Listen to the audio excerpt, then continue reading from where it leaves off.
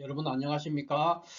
오늘은 윤석열 씨, 이 윤석열 씨의 체포 기한이 만료돼 가지고 이제 공수처에서 윤석열 씨에 대한 구속영장을 이제 청구를 했습니다. 그래서 윤석열 씨가 구속영장 실질심사에 오늘 법원에 출석을 한다 하는 이제 그런 뉴스가 있습니다. 그래서 많은 분들이 구속영장이 혹시 발부되지 않는 것은 아니냐, 그러니까 그렇게 걱정하는 분도 있고, 또 구속영장이 발부되지 않기를 기대하는 분들도 뭐 소수겠지만 있지요. 그래서 이거에 대해서 많은 분들이 어떤 그 관심사항이 집중돼 있다, 이렇게 볼 수 있겠습니다. 그래서 과연 윤석열 씨에 대한 구속영장이 발부될 것인가 하는 것에 대해서 윤석열 씨의 사주를 중심으로 해서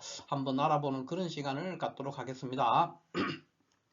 먼저 이 윤석열 씨 사주는 제가 늘 말씀을 드리지만은 이 자월의 경금입니다. 그래서 상관격 개수가 투간해서 상관격 사주죠. 상관격 사주가 되는데, 무토 편인을 보니까 이제 이런 거는 상관폐인격이다, 이렇게 표현을 할 수 있습니다. 그래서 이 사주는 이제 상관폐인격으로는 아주 격국이 잘 이루어져 있는 그런 구조죠.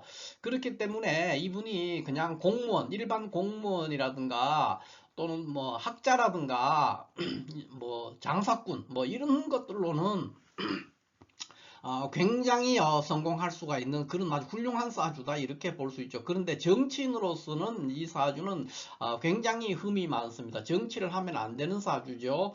그래서 왜 그러냐 하면은, 이 사주는 상관폐인격에서 이 월간에 있는 무토가 매우 중요한 역할을 한다고 제가 늘 말씀을 드렸어요. 그리고 연간에 있는 경금도 나쁘지가 않아요. 그래서 다 좋은데, 어쨌든 이 월간에 있는 무토가 편인이란 말이에요, 이 사주에서. 그래서 상관폐인이긴 한데, 상관폐인격이 성립은 됐는데, 그것이 이제 상관폐 정인격으로 되는 경우가 있고, 상관폐 편인격이 되는 경우가 있습니다. 그러니까 인수가 정인이냐 편인이냐의 그런 차이죠. 그런 거에 따라서 이제 사람의 어떤 사물이나 또 세상에 대한 대처하는 방법이나 태도가 굉장히 달라집니다. 그래서 이분은 상관폐인은 상관폐인인데, 상관폐인의 편인을 상신으로 쓴다는 거죠. 상관이 폐편인해서 격국이 이루어진 구조가 되어 있습니다. 그래서 이렇게 되어 있으면은 사람이 굉장히 교활하고 또 그 질기다 그래야 되죠. 속꼬리처럼 이렇게 질긴 모습을 보입니다. 그러니까 결단 같은 거를 잘 안 해요. 그 다음에 책임을 전가한다든가 아니면은 뭐 끈질기게, 그러니까 끈질기게 어떤 결정도 하지 않고 끈질기게 계속 시도하는 그런 모습이거든요. 그렇기 때문에 이 사람이 학자라든가 공직자라든가 이렇게 했을 때는 성공한다는 것이죠. 근데 정치인은 뭐 그런 끈질기게 계속 하는 것도 필요하지만 협상을 할 수 있어야 되거든요. 밀당을 할 수 있는 능력이 있어야 돼요. 그러니까 많은 사람들이 이해관계를 조정하고 그 과정에 여러 가지 밀당이 일어난단 말이에요. 줄 거는 주고 받을 거는 받고, 완성이라는 거는 이 세상에 있지 않거든요. 그래서 그런 거를 해야 되는데, 이 사주는 밀당이라든가 협상이라든가, 뭐 우리가 나쁘게 말하면 밀당이고요, 좋게 말하면 협상인데, 협상을 하거나 많은 구성원들의 어떤 이해관계가 대립되어 있는 것을 조정할 수 있는 그런 역량은 하나도 없는 거죠. 그냥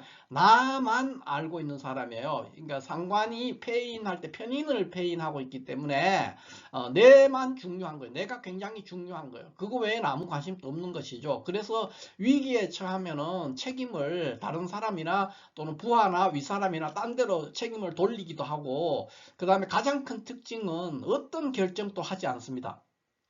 그냥 굉장히, 그러니까 뻗대는 거죠. 그러니까 속꼬리처럼 질기다, 뭐 이렇게 표현을 하기도 합니다, 우리가. 그래서 굉장히 질긴 사람이다, 이렇게 볼 수 있고, 그 다음에 이 사주가 또 하나의 특징은 상관폐인 아주 완벽하게 이루어져 있죠. 그런데 또 하나 이제 이 사주는 이러한 구조가 돼 있으면은 지지로 이렇게 축이나 술이나 뭐 미나 이런 것들을 뭐 진 이런 거 다 마찬가지죠. 진술 충미를 지지로 만나게 되면은 굉장히 좋지 않습니다. 왜냐하면은 천간에 이 월간에 편인 무토가 투출해 있는 상태에서 지지에 진술 충미가 와서 형충을 하게 되면은 여러 가지 불리한 현상들이 생기고 또 일주 자체도 매우 취약한 그런 구조이기 때문에 그런 형충하는 것을 감당하기도 굉장히 어렵습니다. 그래서 지지로 진술 충미가 오면은 항상 어렵습니다. 이런 구조는. 그러니까 편인을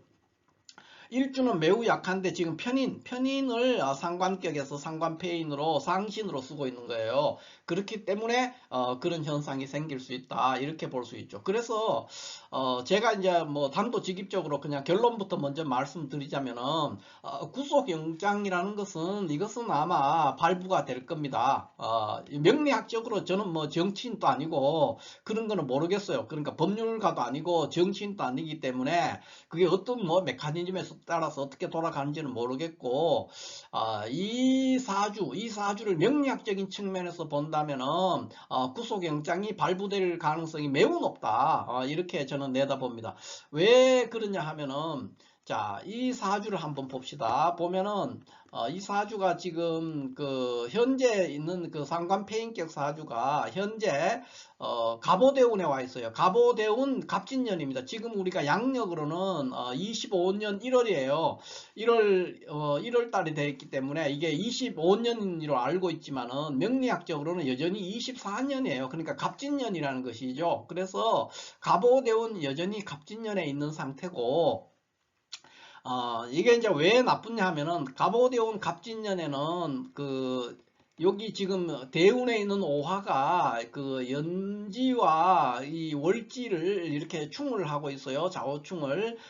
그리고 아까 제가 말씀을 드릴 때 이 무토가 매우 중요하다 그랬는데 갑목이 오면은 한 개나 뭐 소수의 갑목이든 을목이든 오는 거는 문제가 안 돼요. 근데 두 개, 세 개가 오게 되면 어렵게 되죠. 그래서 갑목이 왔을 때 이거 자체는 갑오대운 자체는 나쁘다고 할 게 없어요. 괜찮죠. 좋은 운이죠. 그러니까 뭐 재성이 안 좋지만 그래도 괜찮아요. 왜냐하면 연간에 경금이 있기 때문에. 근데 이제 갑진년은 또 갑목이 오게 되면은 무토가 손상이 됩니다. 그리고 지지로는 진토가 와서 이렇게 여기 연지에 있는 자수와 월지에 있는 자수를 신자합을 합니다.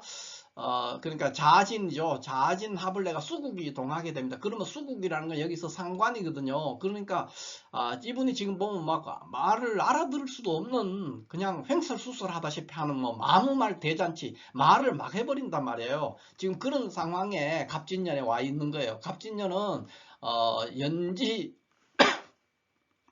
연지자수와 자진 앞에서 원래 용신이 상관인데 또 상관이 한 번 더 동하는 그런 현상이 생김으로 인해서 그런 문제가 생기는 거예요. 그래서 이제 횡설수설한다든가 아무 말 대잔치 뭐 말을 막 하는 거예요. 아무 때나 막 던지는 그런 상황에 처할 수 있다. 이렇게 볼 수 있고 또 갑진년의 현재 이 월은 뭐냐면 정축월이거든요. 정축월이 되면은 1월달이 정축월이니까 축토가 오면은 일지를 축진파하고 축리충을 하게 돼요. 그러면은 제가 조금 전에도 말씀드렸지만 이 상관폐인격에 이런 구조의 편인을 상신으로 쓰는 구조에서는 지지에 형충되는 것, 토가 형충되는 것을 매우 꺼린다 그래서요. 그래서 이게 굉장히 안 좋은 현상이에요. 그래서 굉장히 불리하고 그래서 제가 봤을 때는 구속영장이 발부가 될 것이다. 이렇게 저는 봅니다. 명리학적으로는 구속영장이 발부될 수밖에 없다. 이렇게 보여지고요. 만약에 그런 발부가 된다면 언제 발부가 될 거냐 했을 때 요 기축일 그게 이제 기축일이 월요일이거든요. 이게 이제 월요일인데 다음 주 월요일이죠. 그러면 이제 일요일이 무자예요. 무자일인데 제가 볼 때는 일요일 오후 늦은 시간이나 기축일 중에 발부가 될 것이다 이렇게 봅니다. 왜냐하면은 여기 지금 무자일 같은 경우도 자수가 와서 일지 진토를 자진 앞에서 한 번 더 또 동하거든요. 그런 것들도 있기 때문에 늦어도 그러니까 다음 주 월요일 중에는 구속영장이 발부될 것이다. 이렇게 내다볼 수가 있겠습니다. 자, 이렇게 해서 오늘은 윤석열 씨의 어떤 그 구속영장이 발부될 것인가 하는 것에 대해서 윤석열 씨의 사주를 중심으로 한번 살펴봤습니다. 감사합니다.